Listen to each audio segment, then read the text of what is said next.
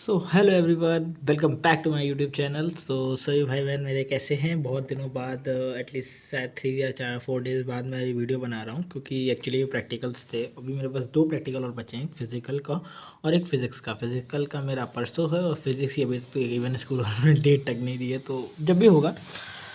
सो thumbnail से आप लोगों को पता चल ही गया होगा, आज है 2 फेब और बहुत हाई चांस है कि परसों तक या नरसों तक तो कंफर्म, मतलब 4 या फिर 5 फेब को हमारी आ जाएगी रिस्पॉन्स सीट, जो कि ये लिखा हुआ है रिस्पॉन्स सीट आ जाएगी। सो इससे हमें रिस्पॉन्स सीट से, जिनको नहीं पता मैं बता दूं, आपने जो क्वेश्चन मार्क करे हैं वो आ जाएंगे, और जो उसके आंसर है, एक कह सकते हैं एक कंफर्म आंसर की तो नहीं, लेकिन हाँ मोस्ट प्रोबेबली वही रहती है, तो एक वो आंसर की आ जाएगी आपकी। तो आप उससे अपने कम से कम मार्क्स तो बता लोगे, और मार्क्स से कहीं ना कहीं आपकी परसेंटाइल पता चल जाती है। जैसे अगर 120 है तो 94 से लेकर 96 के बीच में कहीं होगी, ऐसे मतलब पता चल जाता है। सो अभी का ये वीडियो मेरी स्ट्रैटेजी और बोर्ड्स और मैं जेईई मेंस के या एडवांस के लिए मैं क्या प्रिपेयर कर रहा हूँ। तो बेसिकली अभी मैं बोर्ड्स के लिए ही जा रहा हूँ, बोर्ड्स और जेईई मेंस सेकंड अटेम्प्ट के लिए मैं जाने वाला हूँ। सेकंड अटेम्प्ट के लिए कुछ नहीं करना है। सेकंड अटेम्प्ट के लिए अगर किसी को तैयारी करनी है तो भाई सेकंड अटेम्प्ट के लिए मैं यही बोलूँगा कि जो जनवरी में पेपर हो गए, उन पेपर अभी बस परसों या नरसों तक पेपर जब आ जाएंगे तो उनको बढ़िया से एनालाइज करो। हो सके तो पेपर लगा लो, पेपर जितने लगा लो उनकी क्वेश्चन प्रैक्टिस अच्छे से करो, उनको एनालाइज अच्छे से करो, उनको अपनी मिस्टेक्स को ध्यान से देखो, और वैसे 1-2 क्वेश्चंस की और प्रैक्टिस कर लो। इससे ज़्यादा एटलीस्ट 12th वाले तो अभी नहीं करें, ज़्यादा बेहतर होगा। बाकी जिसको जो अपने हिसाब से जैसा कर ले वो ज़्यादा बेहतर है। और बोर्ड्स के लिए तो मैं यही बोलूँगा भाई, बोर्ड्स के लिए देखो, जैसे मैं क्या कर रहा हूँ, बोर्ड्स के लिए मैं एनसीईआरटी की रीडिंग कर ले रहा हूँ। बोर्ड्स के लिए मैं एनसीईआरटी की रीडिंग कर ले रहा हूँ। इसके बाद प्रीवियस ईयर क्वेश्चन पेपर लगा रहा हूँ, 2010 से लेके मतलब 2024 तक के क्वेश्चंस लगा रहा हूँ, PYQ नहीं। और 10 फेब के बाद से मैं जैसे फिज़िक्स के जितने भी 3 या 4 सेट आते हैं, शायद 7 कुछ होते हैं, मेरे को इतना आइडिया नहीं, क्योंकि मैं 10 तक यूपी बोर्ड्स में था, तो 11 तक CBSE से कर रहा हूँ, तो आइडिया नहीं है, लेकिन पता चल जाएगा। तो 10 फेब के बाद मैं फिज़िक्स का जितना भी 2025 का पेपर है वो मैं एज अ मॉक दूंगा, सैम्पल पेपर लगाऊंगा। और मतलब बेसिकली अभी 10 फरवरी तक मेरा पूरा कोशिश है कि मैं अपना सिलेबस खत्म कर लूँ।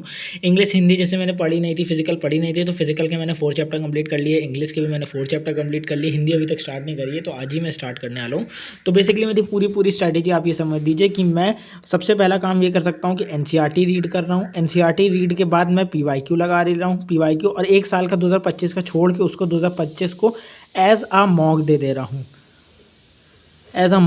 हूँ। जितने भी क्वेश्चन आंसर्स हो सकते हैं, मैं बोर्ड्स के लिए तो यही कर रहा हूँ, जितने भी क्वेश्चन आंसर हो सकते हैं। और इंग्लिश के लिए मैं डियर सर के नोट से डियर सर से पढ़ ले रहा हूँ, बढ़िया से इंग्लिश पढ़ समझ में आ रही है। उनका वो जो एक लॉन्ग आंसर टाइप थ्योरी होती है वो सबसे बेस्ट लगती है, उससे मेरे सारे आंसर बन जाते हैं, तो वो मैं कर ले रहा हूँ। हिंदी के लिए भी देखना है मुझे क्या करना है। फिजिकल में पढ़ ले रहा हूँ सिंपली, और कई चीज़ों के ऐसे क्विक नोट्स बना ले रहा हूँ ताकि चीज़ें हेल्पफुल रह जाएँ। और जेई के लिए मैंने PYQ लगाना चालू कर दिया। अभी मैं ज़्यादा ये वाले क्वेश्चंस पे नहीं आ रहा हूँ मेमोरी बेस्ड, क्योंकि जब मेरा पेपर आएगा मैं प्रॉपर्ली उसी पे तब से ही ध्यान दूंगा। अभी मेरा उस पर ज़्यादा फोकस नहीं है।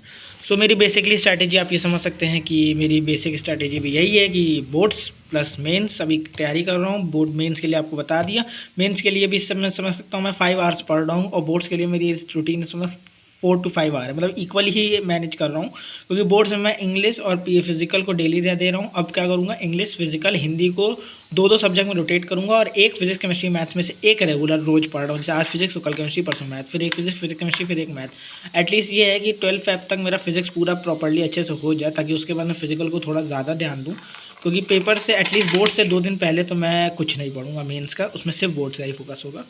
तो ये रही मेरी प्रॉपर स्ट्रैटेजी। आप बताइए आपका कैसे रिस्पॉन्स शीट के बाद मार्क्स आएगा, मैं भी अपना बताता हूँ। और कैसी चल रही है आपकी बोर्ड्स की तैयारी और मेंस की, और जो ड्रॉपर हैं वो तो समय फोड़ने में लगे होंगे। तो चलिए, ऑल द बेस्ट सबको मेरी तरफ से, और बस वेट करते हैं हम लोग भी। रिस्पॉन्स शीट जैसे ही आ जाती है तो काफ़ी चीज़ें क्लियर हो जाएंगी कि किसको मेंस की तैयारी करनी है, किसको एडवांस करनी है, और बाकी रिजल्ट तो क्लियर ही कर देगा। रिजल्ट तो भाई 12 फेब से पहले या 12 फेब तक तो आएगा, 13 नहीं होगा, ये पक्का है।